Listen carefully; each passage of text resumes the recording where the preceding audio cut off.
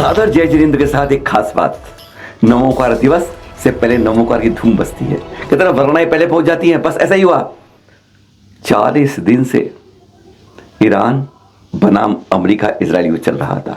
कई बार समझौते की बात हुई, पर कहते हैं जैसी घोषणा हो गई और उसकी पूर्व संध्या से पहले ही बात करार में बन गई।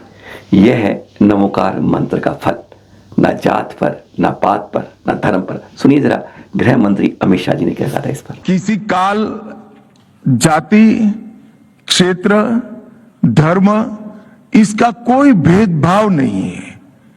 पूरे विश्व में इस प्रकार की प्रार्थना ढूंढना लगभग असंभव है। ये प्रार्थना उन महान आत्माओं के गुणों की वंदना है जिन्होंने अपने कर्मों से अपने आप पर विजय प्राप्त कर आत्मज्ञान और मोक्ष प्राप्त करने का रास्ता प्रशस्त किया है। इस महामंत्र में शब्द नमो का जो अर्थ है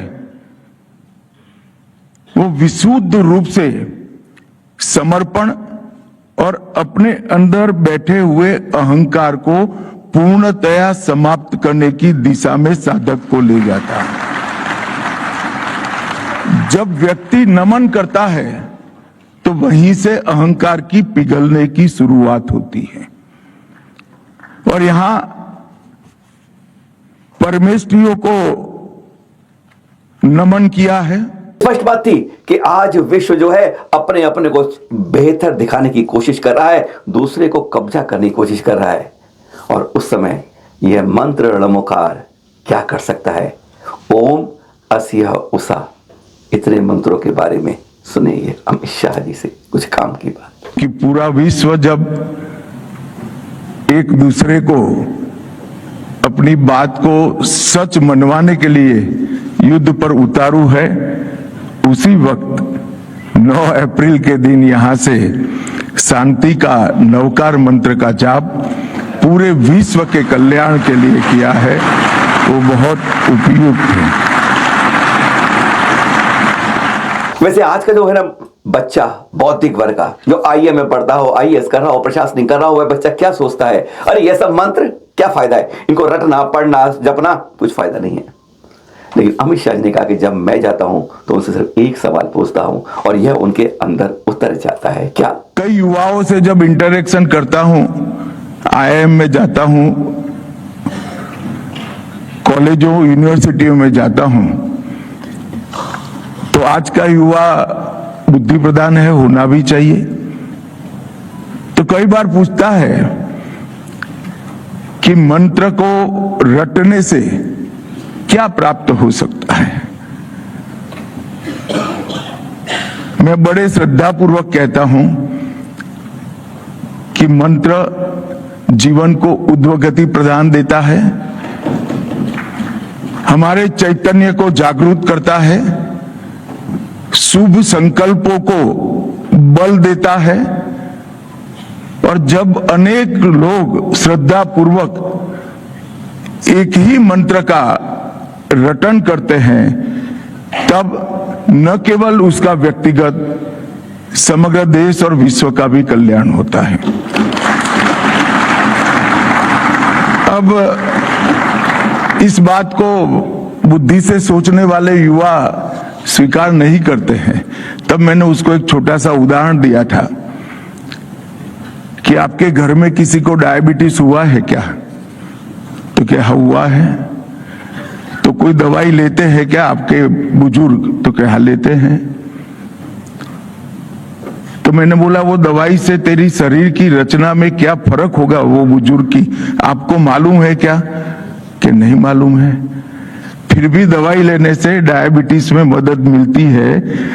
इस मंत्र से क्या होगा वो ज्यादा मत सोचो, मंत्र का अनुसरण करो, निश्चित रूप से फायदा होगा।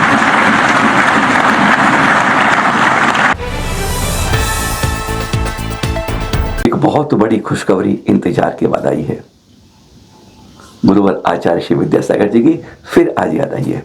पुस्तक तो हमारे पास नहीं आई, एनसीईआरटी की 9th क्लास में अब एक शारदा किताब जो नहीं आई है उसका 10वां चैप्टर, जी हाँ, नमोकार दिवस से बता रहे हैं नमो अरिहंताणम, यानी प्राकृत भाषा का है लेकिन संस्कृत के अंदर 10वें अध्याय के रूप में समावेश किया गया। काफी लंबा चैप्टर बनाया गया है और उसमें क्या गया है, हमारे प्रथम तीर्थंकर आदिनाथ जी के जीवन चरित्र झांका है। प्राकृत की शुरुआत करने वालों को संस्कृत में भापा है। प्राकृत और पाली की पहचान करिए इसमें है। वैसे वो बता दें अंतर की बात, पिछले सप्ताह ही हमारी खिल्ली मंजी जो अलवर में उनकी आंखों में रोशनी की दिक्कत आ रही है, उन्होंने कहा कि शरद इस बारे में तैयारी करो, अपनी बात कम से कम कहीं पाठ्य पुस्तक में जुड़े, इसकी तैयारी करो। और हम तैयारी की सोच रहे थे, यहाँ तो पुस्तक तैयार थी।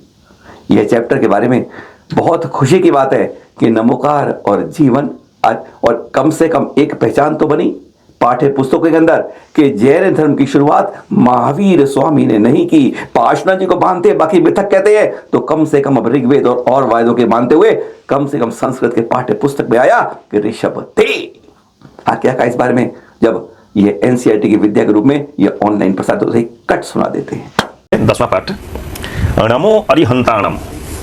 विशिष्ट बात यह है कि नमो अरिहंताणम ये शब्द संस्कृत के नहीं है, ये प्राकृत के ये दो शब्द है, नमो अरिहंताणम।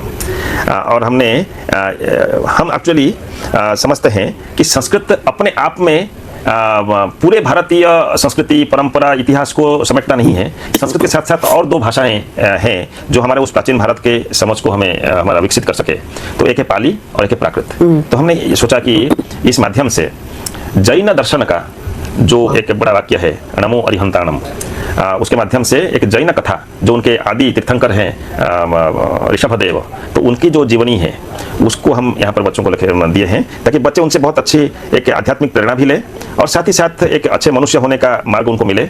और वो प्राकृत भाषा में मूल है, तो हमारा पाठ तो मूल जो है वो संस्कृत में उसको हमने रखा है ही, उस कहानी को तो हमने संस्कृत में रखा है, लेकिन हम जानबूझकर हमने वो शीर्षक को वो प्राकृत में रखा है ताकि वो प्राकृत भाषा का थोड़ा झलक वो देख सके। और हम विषय के अंदर भी जाकर हमने थोड़े से प्राकृत भाषा का परिचय भी इसमें माध्यम से दिया है। हम चाहते हैं कि संस्कृत के विद्यार्थी थोड़े पाली और प्राकृत भाषा का भी सामान्य समझ रखें। एक चिट्ठी दिखा रहे हैं आपको, यह है दिगंबर जैन पंचायत नसीहत ट्रस्ट की ओर से सिरोंज विदिशा में। राजीव जैन जी यहाँ पर अधिवक्ता भी हैं, पत्रकार भी हैं। उनकी जमीन जो हमारे कागज हमारे सामने है 11 नवंबर 2020 को, खसरा नंबर है 1400/1/2। यह है हाई स्कूल के सामने कटरा मोहल्ला 16 नंबर में दर्ज है बाकायदा। लेकिन अभी ये बाउंड्री वाल बनवा रहे थे तो कहते हैं कुछ गोल टोपी वाले जान की धमकी देकर आ रहे थे। यह वक्फ की जमीन है, यह कब्रिस्तान की जमीन है, पता नहीं किस कब्रिस्तान वाले ने आपको बेच दी है। और इसके बाद जो हमें मिले कागज मिले हैं 11 मार्च को तहसीलदार महोदय ने राजस्व टीम के साथ यहाँ पर बाकायदा निरीक्षण किया और उन्होंने माना कि यह न वक्फ की है न कब्रिस्तान की है, यह राजीव जैन जी की है। अब यह मांग करी जा रही है कि जो ये जान की मारने की धमकी दे रहे थे उन पर एक्शन हो। और इस तरह की बातों के लिए आज ये बता रहे हैं अपने कागज चाहे घर के हों चाहे मंदिर के हों, जिनाले के हों, तीर्थ के हों, अपने कब्जे पूरे कर लिए, नहीं तो कल कोई बड़ा के आप पर कब्जा कर ले, कोई वक्फ की, कोई कब्रिस्तान की, कोई कहीं की बता के अतिक्रमण कर ले और फिर जान की धमकी दे देकर आपको सरका दे। सावधान रहिए। और इस तरह की बात में कम से कम जब समाज साथ चलता है तो कहीं ना कहीं सफलता की कदम चूमने लगते हैं। जैसे ही है पंचायत नसीहत का एक पत्र, इसने कुछ काम किया, एक अब राहत की सांस दी है। कल के दृश्य देख रहे हैं आप, ये 8 अप्रैल के नमन करते हैं बारंबार गणनियारिका श्री ज्ञानमती माता जी, वयोव्रत, तपोव्रत, ज्ञान व्रत, अरे कल्याण को क्षेत्र को अपने तीर्थों को जीर्णोद्धार कर पहुंचाने वाली ऐसी व्रत हमारी गणनी। वो कहते ना तुम जियो हजारों साल, साल के दिन हो 50 या 92 वर्ष की उम्र, और इसमें भी ऐसी चर्या अपने हाथों से केश नोच करते हुए हम ऐसी उम्र में नहीं देख पाते हैं। आज भी यही चर्या आज भी पालन करते हैं। गजब के दृश्य हैं, देख रहे हैं आप। इस जगह के दृश्य देखकर हाँ इनके दर्शन करने आपको अयोध्या आना पड़ेगा, रायगंज बड़ी मूर्ति पहुंचना पड़ेगा, तब आप देख पाएंगे, दीदार कर पाएंगे इन दृश्यों के साथ। ऐसी दृश्य जो मन में ऐसी उत्सुकता पैदा करते हैं, नमन करने को अपने आप हम उत्सुक हो जाते हैं। नमन बारंबार ऐसी माताश्री को। वैसे दिल्ली आसपास कभी बारिश हुई अभी, लेकिन आपको मालूम बांसवाड़ा से दिखा रहे हैं जब ये इनकी आदत पुरानी है, तो अब तो कहते हैं ना खून में बस गई है ऐसे आचार्य श्री प्रसन्न सागर जी की, कि तप करूंगा तो सीधा छत पे जाऊंगा, चाहे शीत हो चाहे ग्रीष्म हो। तापमान की घड़ी जो पारा है वो 38 को पार कर रहा था, लेकिन उनके चेहरे की मुस्कुराहट में कुछ कम नहीं कर पा रहा था। धन्य हो जाते हैं अपनी तप की पराकाष्ठा को। वैसे ही अब चल रहा है तो एक कहा ना, हमसे कहा कि 1 माह में एक उपवास कर लो, और वह एक दिन एक उपवास के चलते हैं और विहार करते हैं, बढ़ते रहते हैं। कभी कभी तो 2 उपवास शुरू हो जाते हैं। ऐसे सिंच करने वाले प्रसन्न सागर जी गजब ढाते हैं। देख रहे हैं आप ये 38 डिग्री पार, तब भी देखिए बारंबार करें नमस्कार। नमोकार से शुरू कर रहे थे बात और हम जी और जिनों तक आ रहे हैं। देख रहे हैं आचार्य श्री वर्धमान सागर जी। सुना था कभी एक 23वें तीर्थंकर पार्श्वनाथ जी ने सुनाया था मरणासन नाग नागिन के जोड़े को नमोकार, और वह बन गए थे पद्मावती धरणेन्द्र। यहाँ पर देखिए पंचम काल के बाद में ऐसा एक नहीं, ये भी हमारे वर्तमान सागर नहीं, आज संत इसी तरह से मरणासन स्थिति में इस तरह हो जाते हैं कि कम से कम इस बार नहीं अगली तो अच्छी गति पाते हैं। धन्य हो जाते हैं ऐसे संत जो जीव और जीव निर्दोष की बात को प्रेरित करके प्रेरणा बना देते हैं। आजकल कहा जाता है कि जितने जिनालयों में प्रतिमा होती है उतने श्रावक नहीं आते। हकीकत है, ये दिखा रहे हैं दिल्ली के दृश्य हम जागृति एनक्लेव मंदिर से। यहाँ भी 2 साल पहले एक जो अभिषेक करते ना, कितने थे 5, 6, 7, 8। हर मंदिर की कहानी ऐसी है, कहीं 30, 10, 20, ये तो कहीं 1, 2 भी नहीं, कहीं पुजारी रखे हुए हैं अभिषेक पर। ये देख रहे हैं आप, ये यहाँ उन्होंने एक मुहिम निकाली, इसलिए बता रहे हैं कि कम से कम हर जिनालय में इस तरह की हो कि कम से कम 1 माह में एक प्रथम रविवार आप आए, बच्चे आए, युवा आए और अभिषेक करें। यह परंपरा शुरू की थी और आज ये गिनती कहते हैं 24वें बार में यह 100 को पार कर गई थी। कहाँ 7 और कहाँ 100। इसलिए बता रहे हैं, एक प्रेरणादायक नसीहत दिखा रहे हैं कि कम से कम ऐसी जागृति अपने अपने जिले में करिए, जिंदा रहेंगे मंदिर। बूढ़ों से नहीं होते हैं, वो बूढ़े कहलाते हैं मंदिर। जहाँ जिनाले में युवा और बच्चे आते हैं वह कहते हैं वहां पर संस्कारों की जननी फल फूलती है। यह है जागृति एनक्लेव का मंदिर, जहां इस रविवार दृश्य थे 100 पार इस बार अभिषेक के बाद। सादर जय जिनेंद्र।